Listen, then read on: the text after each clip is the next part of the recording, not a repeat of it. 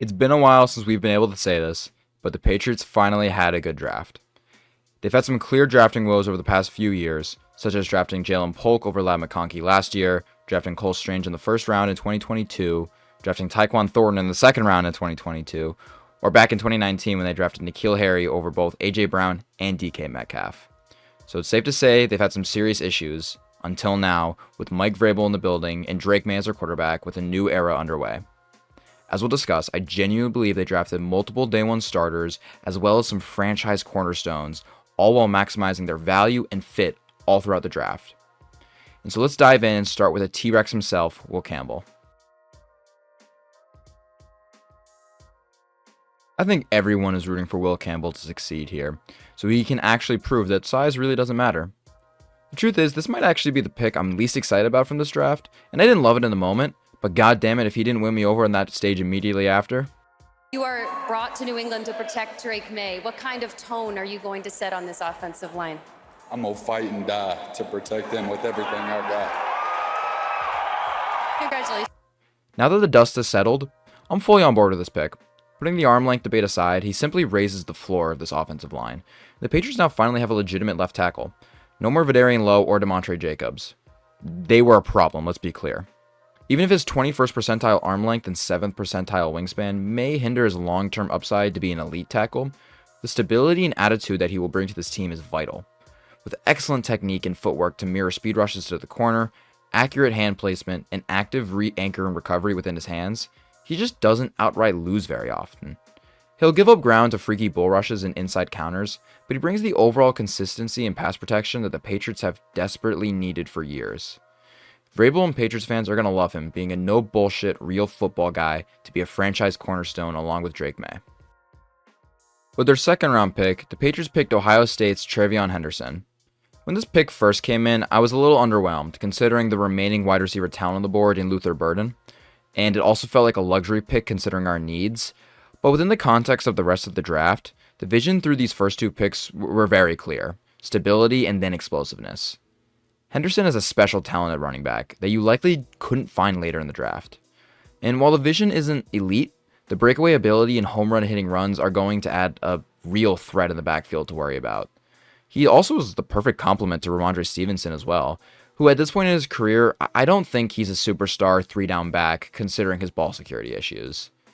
Henderson kind of creates their own Sonic and Knuckles-esque backfield, though of course not to the same level of Jahmyr Gibbs and David Montgomery. You kind of have to hope that also maybe he can be the next James White style of running back in Josh McDaniels' offense. With elite pass protection ability, Henderson should be an early impact as a third down back, with the traits to turn into an explosive playmaker that splits carries with Ramondre Stevenson, maybe even overtaking him someday. Now we arrive at the third round, where the Patriots take Washington State wide receiver Kyle Williams. The Patriots have routinely gotten this position wrong, last year being the most painful recent example, passing on Ladd McConkey, despite myself and many others clamoring for him. With Williams being a late riser in this draft process, you started seeing him propped up into day 2 talks. With a great statistical profile of being 8th in the country in receiving yards and 4th in touchdowns at 14, I had to dive into the film, and I was sold.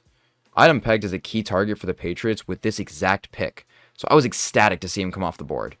He brings just a different level of explosiveness and playmaking to this wide receiver core for Drake May. Possessing dynamic movement skills, Williams has all the traits in the world to become a high-end route runner and deep threat at the next level. With immediate stop-start ability and twitchy short area movement, his route running highs are special, while also deploying a variety of ways to attack press coverage, varying his footwork and contorting his body in just such strange ways to win off the line. It's effective though. At his best, he can run some dirty routes and modifying his pace and stem to influence defensive back direction, and he consistently is able to set up defenders at the top of his routes, particularly attacking vulnerable blind spots on deep routes.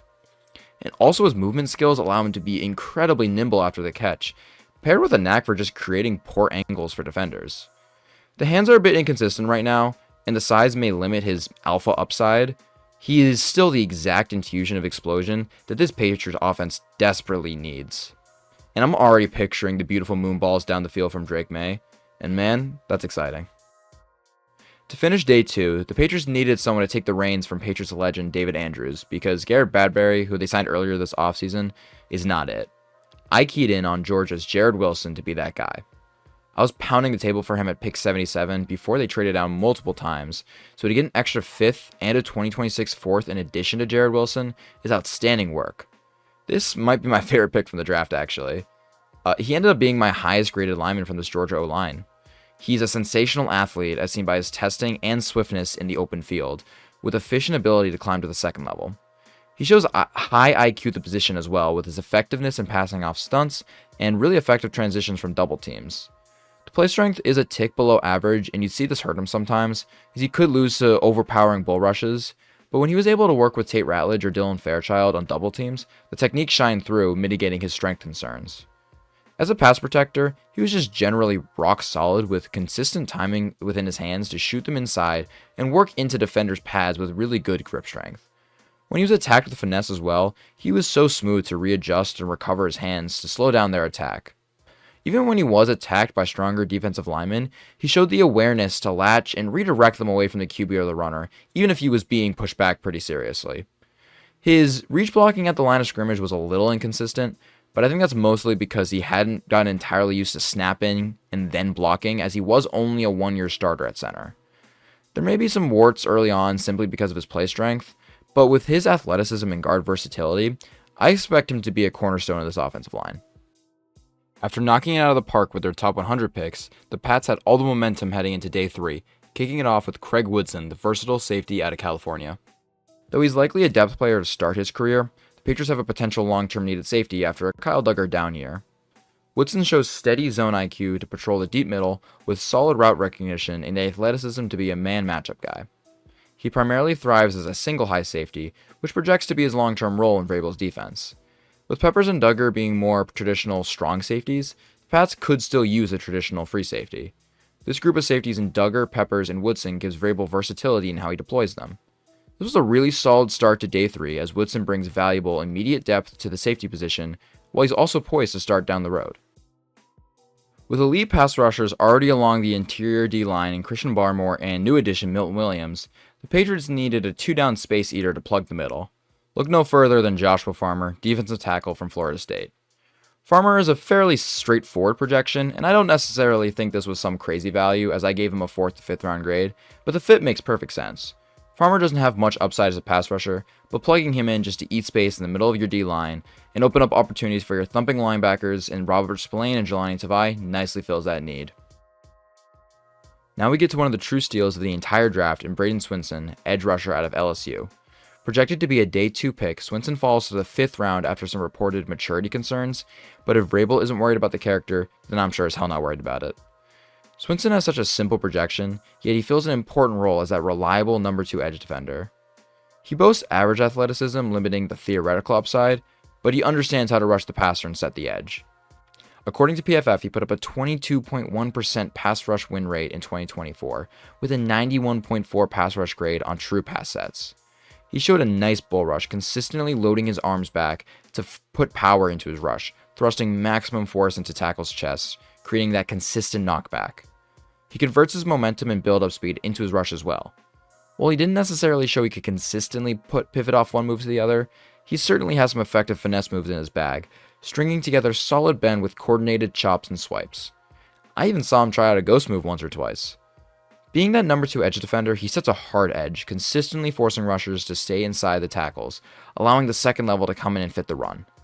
He wasn't the best at shedding blocks at the point of attack, as he would occasionally dip his head, but this was rare and the way he stacked made it difficult for runners to get to the outside.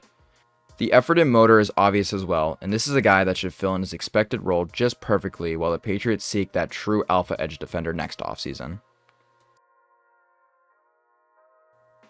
The Patriots didn't exactly make the most thrilling picks with the remaining day 3 picks, but they were able to replenish their special teams while taking some dart throws along the way.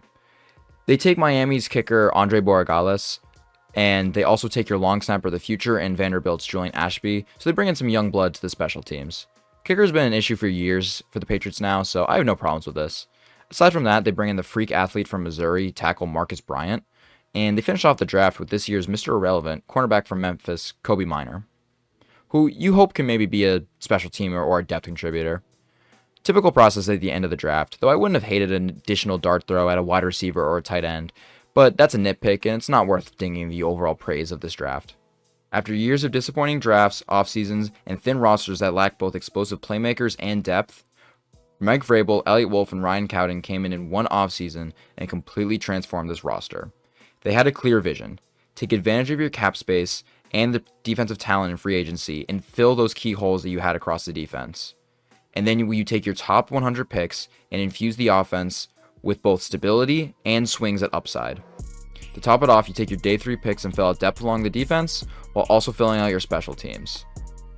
I love this draft, and I love the offseason that they had, and I think this team is legitimately feisty, and they will not be an easy out next year. With a young ascending QB in Drake May and a hard-nosed football guy at the helm in Mike Vrabel, I think this team legitimately has the ceiling to be a playoff contender.